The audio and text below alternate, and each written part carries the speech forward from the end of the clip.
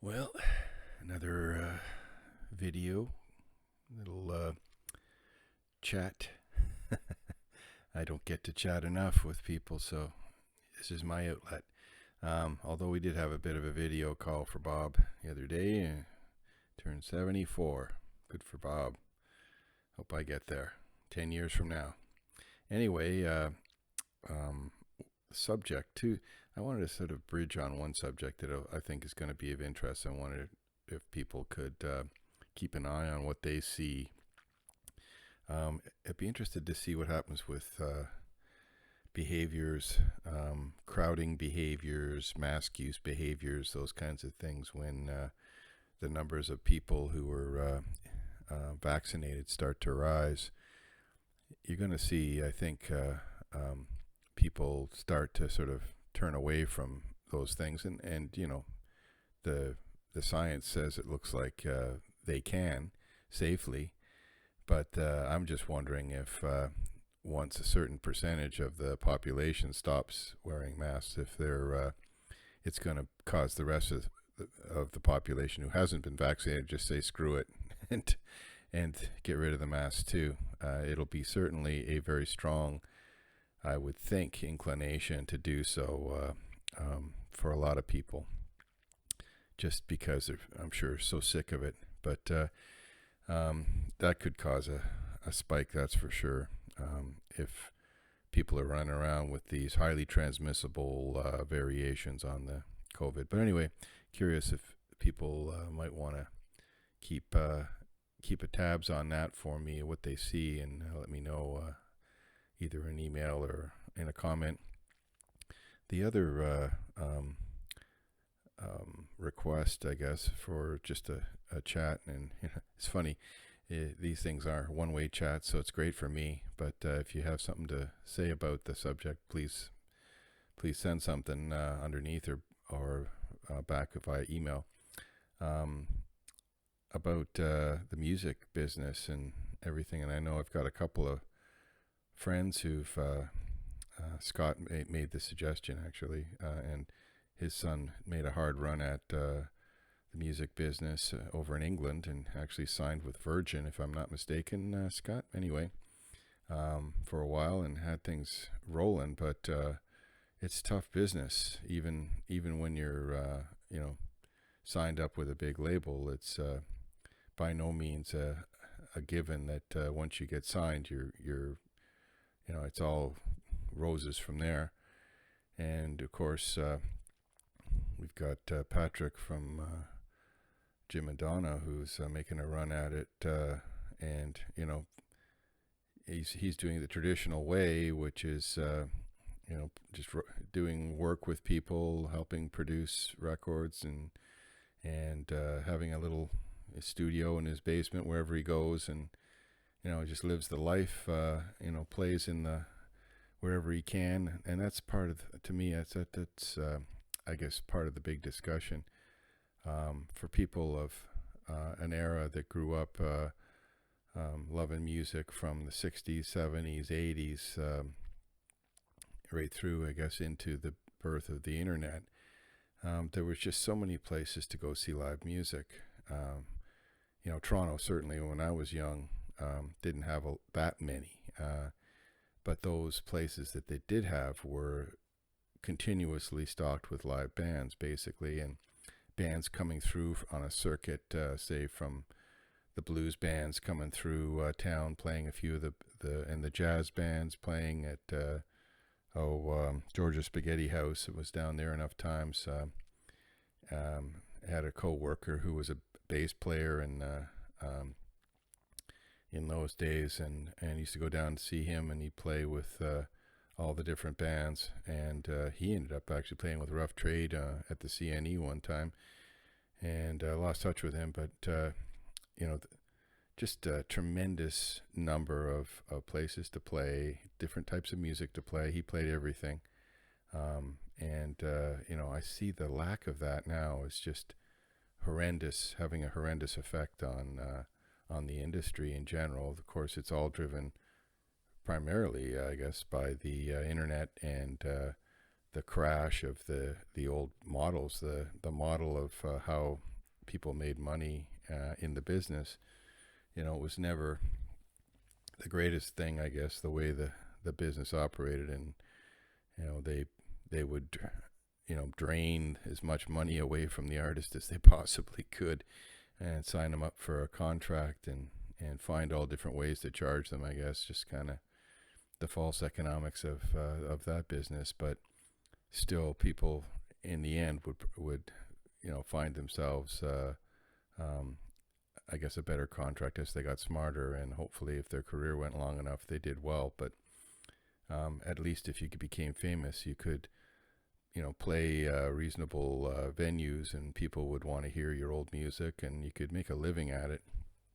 You know, these days it seems like that's not really hardly possible, except for a few very lucky ones. And now I think the thing about our time was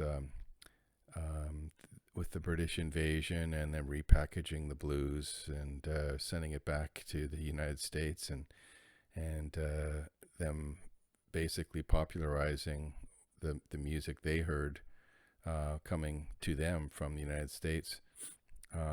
It just exploded, and Canadian content laws allowed a lot of Canadian bands too. I mean, in high school, there was all year round, there was seemingly continuous dances where these bands would play through the winter, and then there was a summer tour kind of thing where they'd play in Orillia and Wasaga Beach and up in Bala at the Key, and they'd have like a weekend where there'd be 6 different bands playing through the course of the weekend. There'd be a Saturday where you'd have 3 bands playing, and just fabulous stuff.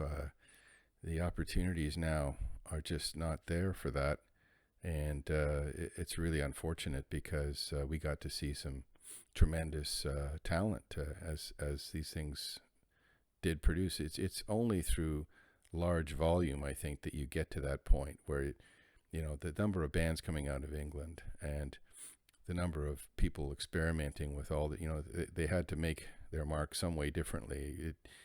You know, when you were the Beatles, you were one thing, but for all the other bands trying to compete with them and the Rolling Stones, they had to have their own kind of sound, and you ended up with people doing, you know, things like Jeff Lynne and the Electric Light Orchestra, you know, having their strings, and there was horns, you know, bands with big horn sections, Chicago, and in Canada, the Lighthouse.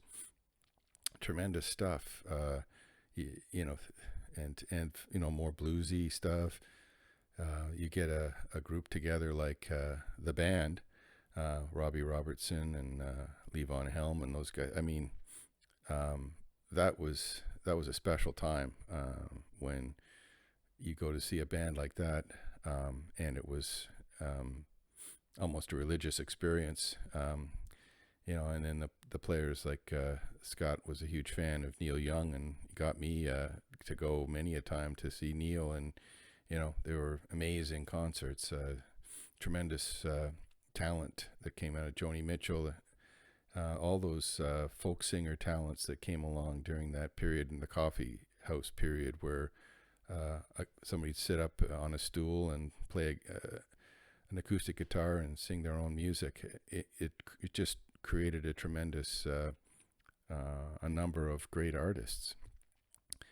And you know, it's there are a few places around. I know there's a place in town in up north in Gravenhurst there, where they bring in people, and they'll sing and play their acoustic guitars, and you'll see it from time to time. The odd restaurant club kind of scenario, but boy, it's certainly not as common as it used to be, and you know, it's really a shame. We I think we're very fortunate in the time that we grew up to have gone through the 60s and 70s, and you know, even the 80s. It became a little disco was in its own little world, but yeah, the music was even the disco music, you got to say, was well produced, tremendous. The the professional musician from those days was unbelievably good. And you had bands that were like Steely Dan producing the kind of music that really pretty much defies any kind of categorization. They're jazz, they're rock, they're this, they're that, and they wrote amazing lyrics too. So I feel sad for the people who are trying to get going now, and in this world it's just really tough. And good for them that they're going for it. It's takes a lot to carry on in the current climate, and certainly out there trying to support them, go to their concerts when we can, but don't do that much anymore. And it's been a year since we made that little trip down to Nashville, and that's one place left in the U.S. where the live music is alive and well. They've made a concerted effort to preserve it, and I recommend anyone who gets a chance go down there and visit the Ryman Auditorium and enjoy it. We had a great time, and a lot of good music played. A lot of people go to the Ryman just to sort of pay homage to that building. And anyway, what else? I guess it's an unfortunate thing that we're dealing with this period of music. The Grammys just happened, and frankly, I don't know much about the music. My kids do listen to K-pop, so I do have to listen to it from time to time, and it's interesting. It's more of it's interesting how the different cultures create different kinds of music. I mean, the Americans and the British, and in Canada as well, we revere the individual, I guess, and in Korea, it's more of a cohesive culture, and so their bands are very much similar. It's the record companies that are really in control, and they kind of factory produce the bands. But that doesn't stop them from producing some pretty amazing power pop and various other things, and that attracts people. And so there is a huge popularity and a rise in the popularity of Korean pop music. But anyway, just a few quick comments on the subject. I think, as I say, listening to the old music, and I do listen to it quite a bit, and YouTube is a good place to watch clips of some live performances or videos that have been done in the past by some of these great artists, and it takes you back to a time and a place, and those times and places are pretty special, and I hope that in the future we see more live music, and we see more of the well of musical skill that was there in the 70s and 80s and 90s, because it's tougher for this generation to achieve that kind of thing with the lack of live places to play. So anyway, here's hoping March 15th is finding you well, and or when you ever watch this.